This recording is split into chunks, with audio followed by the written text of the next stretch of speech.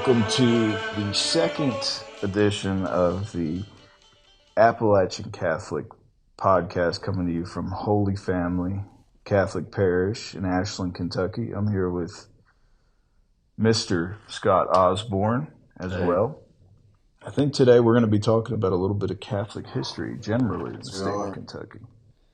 Yeah, most people don't consider, when we talk about Eastern Kentucky, most people don't consider Kentucky Catholic. Well, most non-Catholics don't. Well, actually, some Catholics don't, but pretty long and distinguished history.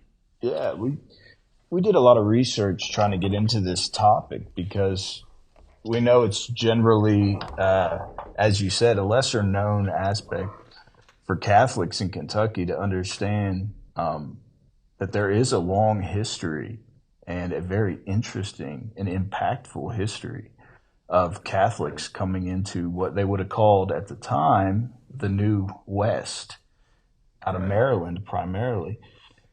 And they came to some spots that are local, but some that aren't as local, that are still important to our Catholic history in Kentucky. Yeah, so Maryland, obviously, and I tell people this all the time, just think about, if you don't know the history of Maryland, just look at the two root words there. Look at the name, Mary Land, right? Yeah, okay. Yeah. And then do a little research on Lord Baltimore and the gang. But that's your first headquarters of American Catholicism. Yeah, and from Baltimore is where we get the first Catholic settlers into Kentucky. There were groups of what were known as the League of Catholic Families, who primarily went overland through Pittsburgh and came down the Ohio River and had some interesting launching points into Kentucky. And a lot of times we think of the French influence, but we actually found a lot of English Catholics as well as part of these League of Catholic Families to settle. And primarily, we saw them as a very important launching point, kind of a local town, Maysville, Kentucky. So that was news to me. I've always wondered, well, how did, and of course, I'm sure it wasn't only just one path, but the river's the easiest to get Catholicism into Eastern Kentucky. But Maysville, obviously, river town. So Pittsburgh to Maysville, some of those League of Catholic Families groups went to Nelson County. Some stayed in Maysville, and you have to believe that we're going to continue to discover that it trickled down that river. Obviously, eventually to Ashland, in this area. When I was doing a little study on Holy Family, thought maybe 1858, the actual founding of the parish, thought maybe that was the initial starting point for Catholicism in this region. But a local history book that I know one copy one copy at least is housed in Boyd County Public Library over here in National Central Park. The section on Holy Family, and indeed the entire section on the earliest churches of Ashland, talks about excavations done right here on the 900 block of Winchester in Ashland. Talks about excavations uncovering a crucifix. And there was some conjecture that it was left by Jesuit missionaries, which was pretty intriguing to me. But that shows right there, there are obviously Catholics here before 1858. 1790s is when the League of Catholic Families started making its way into Kentucky. And so I would imagine, what do you think, probably within 30 years, you've got a Catholic presence of some kind here in Ashland and in this surrounding region. Yeah, like you said, in the late 1700s is when these League of Catholic Families, and there were multiple iterations of this league coming into Kentucky. And again, with Maysville being a very important launching point, you'd think that there's going to be a diffusion of locations. So it would make sense that if you ended up in Ashland, as we know it today, you'd have some kind of Catholic presence here, especially in the early 1800s when different coal interests, industrial interests started to Absolutely. take hold. And again, what they called at the time the New West. One of the things, just to speed up just a little bit, go forward to about 1808, we found interesting. The last episode, we talked about Thomas Merton at the Yeah, Gethsemane. at Gethsemane. Yep. That's right, Gethsemane, Kentucky. at Gethsemane, and that was settled itself by French Trappists who were expelled from That's France pretty wild. by Napoleon in 1808. So very quickly, you go from Marylanders to actual native French Catholics moving in. And, within a 25-year period, you've got Catholic pioneers and settlers that were not just American stock who settled in Maryland, but you had actual French monks making their way as well. Absolutely. Yeah, and founding arguably one of the most famous monasteries really in the world, at least in the modern world. Now, the way these pioneers from Maryland, these League of Catholic Families, impacted Kentucky is quite significant. They brought from the Chesapeake Bay region their skills of tobacco farming and distillation of spirits. So you think of Kentucky growing up when I was a kid, tobacco, That's it. bourbon. Yep. Yep. Only thing missing is horse racing. Yeah. So these Maryland Catholics had a huge impact on what we think of and have thought of Kentucky culturally, economically, from a very, very early time. True. And speaking of distillation and that first family into Nelson County, at one of our recent parish leadership team meetings, so it's myself, Mr. Booz, and Father Garner, they revealed to me something I was ignorant of. Like I said in the last episode, I'm still learning. Basil Hayden, he led that first group of Catholic families. He was a member of a Catholic family himself. He donated the land for the first Catholic church in Kentucky, Holy Cross, there in what is now Nelson County, in the quote-unquote Kentucky Holy Land. So we're pretty connected to bourbon, definitely, Yes. and tobacco. So I'm pretty proud of that connection. Yeah, and within 20 years of those, kind of that first league of Catholic families, putting it around 1787, within about 20 years, you actually have the first diocese that we'd consider in Kentucky being established, the Diocese of Bardstown, which was a huge span led by its first bishop, Bishop Flaget. And the Diocese of Bardstown went north to the tip of the peninsula of Michigan, to the far west border of what we know as Iowa today, and even parts of northern Arkansas. So it was a massive region in what was considered pioneer territory at the New time. West. Yeah, the New West, as they were calling it. And it was seated in Bardstown, Kentucky, and it had a Basilica of St. Joseph, which is a proto-cathedral that's still in Bardstown today. And you mentioned to me before we were recording today something interesting about, the statuaries. Oh, yeah, right. Well, so the Kentucky Holy Land, obviously Bardstown, and radiates north and south and outwards. Churches, monasteries, the Mother House of Loretto, St. Catherine's. Later on in the 19th century, you have Catherine Spalding, Sister Catherine Spalding, eventually Mother Catherine Spalding. She arrives in Louisville. Well, her statue's out front of the Cathedral of the Assumption there, which is the seat of the Bishop of the Archdiocese of Louisville. That statue is the first statue of a female Kentuckian, and it's of a woman whose cause for canonization has been introduced. She is a legendary Kentuckian. Spalding University is named after her. Yeah.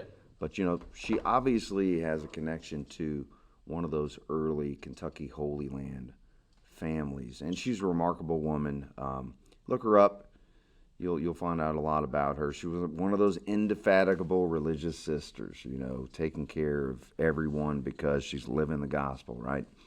And statue's pretty great, right in front of the cathedral there in Louisville.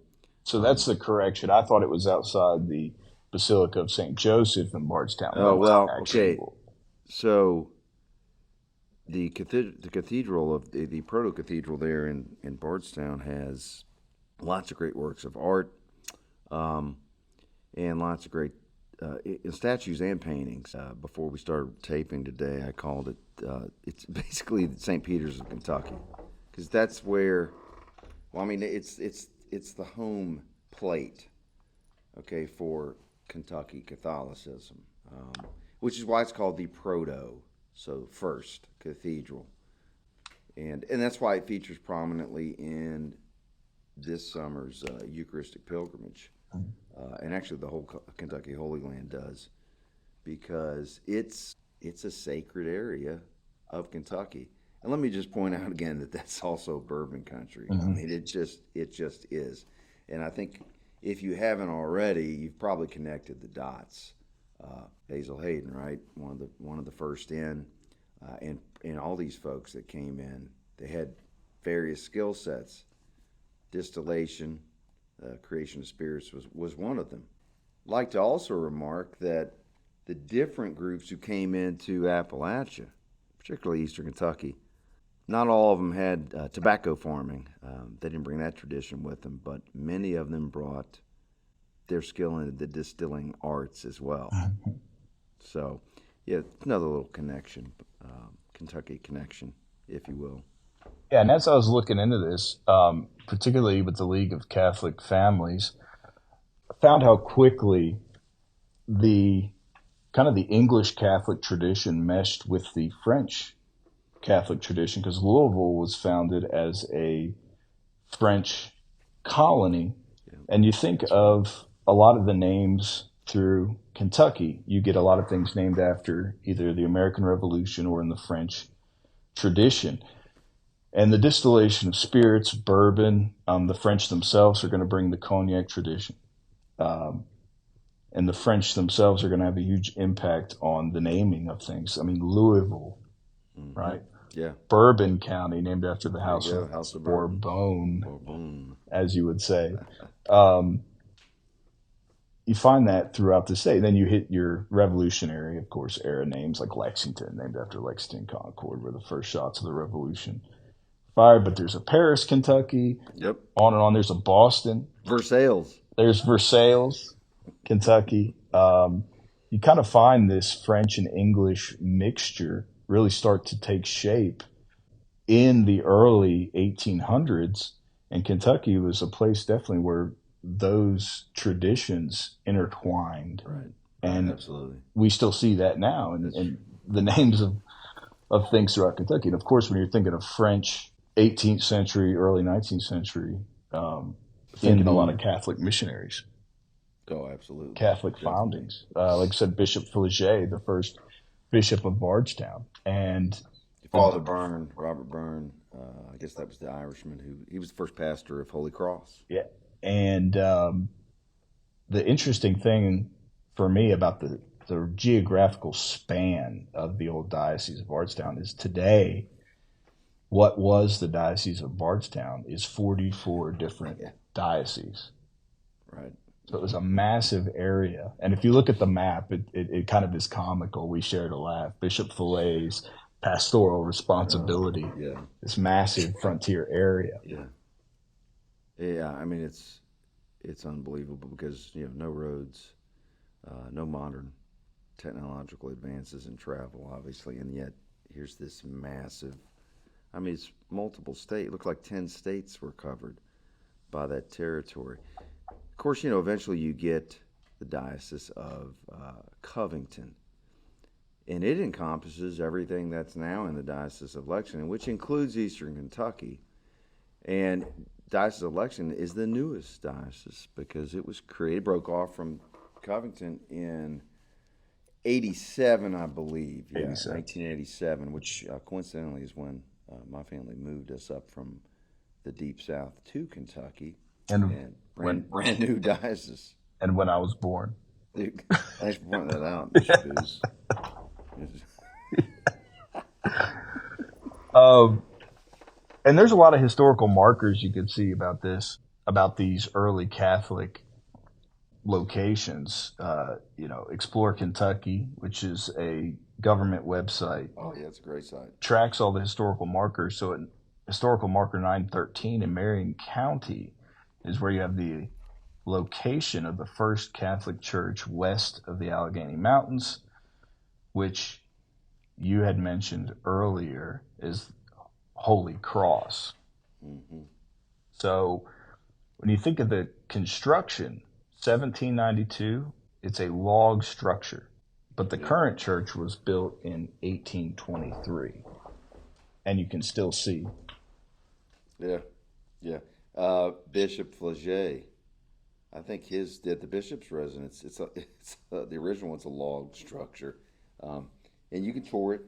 They run tours of it today.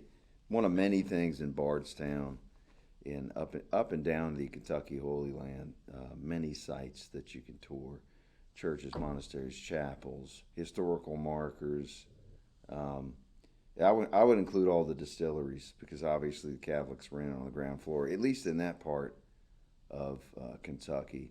And it just goes on and on because now you've got your sites in Lexington, such as Calvary Cemetery, which turns 150 this year. You can go up to Covington, which was a little different flavor up there. Irish and Germans. Yep. That's Irish and German Catholics settled that area. Yep. And so, gosh, there's a lot of churches up there, lots of churches and Catholic religious sites. And it does spread down into eastern Kentucky. In the Ashland area, besides Venerable Holy Family here, we've got a mission church, which is a national historic building. It is up there in Greenup. That's St. Lawrence. Mm-hmm. And you want a different flavor. I mean, very small, very, very quaint. Really, it's like you're stepping out of time when you walk into that church. Across the river, not too far from St. Lawrence. Okay, even though it's in Ohio, Mr. Booz, you may disagree with me on this, but it basically is still, Map Appalachia includes this part of Ohio in Appalachia. I agree with that. Right across the river there, in the St. Joseph, St. Lawrence O'Toole Parish, based in Ironton primarily. And that's two gorgeous churches there. But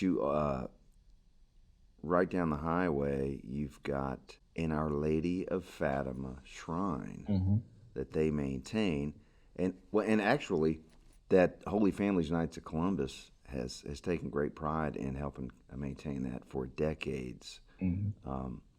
And they participate in the praying of the Rosary there. But yeah, there's a lot of Catholicism just spread all around Kentucky and even all around our region here in eastern Kentucky. Wouldn't you agree? Mm-hmm. Yeah, and I particularly found the whole Diocese of Bardstown aspect to be extremely interesting because from the creation of the Diocese of Bardstown is where you get that spread of Catholicism through Tennessee, Kentucky, Ohio, Michigan. It kind of became a landing place, and when you get German and Irish Catholics moving in, and as industry moves its way in, you get a lot of Irish workers, German workers, and there really starts the Eastern Kentucky tradition. Yeah. But there's a great tradition that we can take away from just Bishop Fillet's kind of governance of the Diocese of Bardstown, because it would have included where we're located now. He had a very tender devotion to St. Joseph, and he would frequently stay in prayer saying, "St. Joseph, my patron, pray for all the friends who have thought and prayed for and of me." A very common prayer of his. And in 1808, when they create the Diocese of Bardstown, it's actually the same year that they create the Diocese of Boston, New York, and Philadelphia. So this was looked at as a significant growth of Catholicism in the United States. up until that point, Maryland. That's it. And then you have this growth of Catholicism throughout the colonies, including what was, the American West at the time, where it did overlap with English colonies, French colonies. Oh yeah, And because of course, the Spanish and we were absorbing Florida, yeah, the whole Mississippi Valley. Obviously, Catholics, Catholic diocese parishes, they'd been lots of missions. They'd been seeded prior to, but of course, they eventually become part of the United States. So really, late 18th, early 19th century is an absolutely incredible time for the astronomical growth of the American Catholic Church. Mm-hmm. And Kentucky's at the heart of that. Yeah, it is. I mean, just having a diocese of Bardstown and looking at how much it spans, and the influence with St. Joseph, patron of the church. Right. And our very first bishop's devotion to St. Joseph is something that I think we should all reflect on, meditate on, ask for the intercession of St. Joseph, because the first official Catholic diocese that encompassed where we live now was governed by a man who had great faith and devotion, particularly to St. Joseph. And I'm a big believer in following those traditions. Yeah, absolutely. A big believer in Me that. too. I couldn't agree more. And in fact, let's right now let's dedicate this podcast. Let's have St. Joseph ask him to keep this little effort under the mantle of his protection and guidance. And in the words of the psalm that I paraphrased last episode, may the Lord prosper the work of our hands.